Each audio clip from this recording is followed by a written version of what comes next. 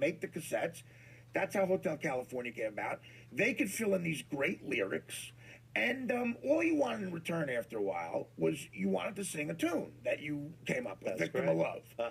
And what I love about you in the documentary is you're very honest. You're like, look, if they wanted Don Henley to sing it, who can argue with that? That's right. No one can argue with it. You know? I agree.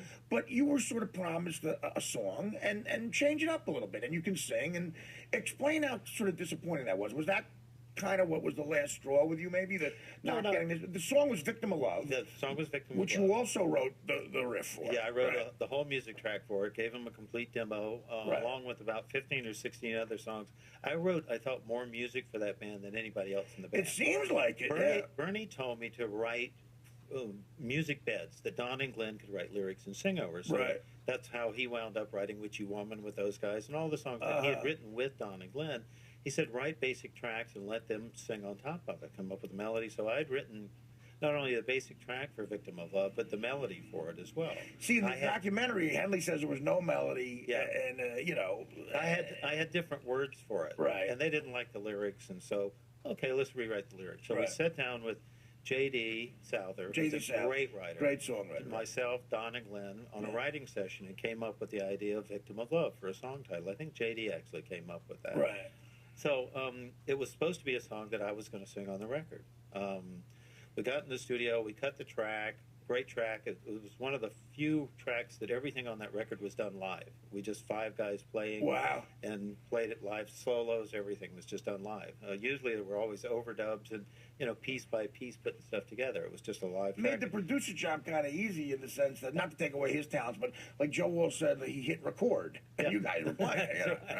Well, if you look on the Hotel California album, Bill Simzik used to etch into the band between the last song and the part of the record where it picks up the needle and starts over. He would inscribe something in there, and he inscribed on the B side of Hotel California, VOL is 5-piece live. So if you look at it, you can see it's Victim of Love is 5-piece live. So we recorded the song, and with you singing. No, not singing. There was no vocals. It was just the track. Oh, just the track. Guitars and instruments and stuff. And then we got into Miami, and we'd been working on the lyrics, and they set up a mic one night for me to sing. I'd had about a half a bottle of wine. I went out and tried to sing it, and I just finally, after 3 or 4 takes, said, hey, let's do this tomorrow when I'm clean and sober, and, you know, I can make a good attack at it. The next day didn't come. I went out to dinner with Irving, and your manager. That night, while I was out at dinner, Henley went in the studio and sang it. Pretty devious. Yeah. So then I was told by Irving that night at the end of the dinner that Don was going to sing the song, and I got really upset because I'd sort of been promised that was going to be the song that I was going to sing on the record. And then after I'd kind of cooled down from my initial anger, I realized, who can sing any song better than but in a way, that's not what it was about. It was kind of like, something that, you guys as a band, you were going to change it up a little bit. And you're a guy, you're not a guy who can sing. You wanted to sing the song that you were promised. And probably deserved. You put a lot of work in it. And something else that's odd about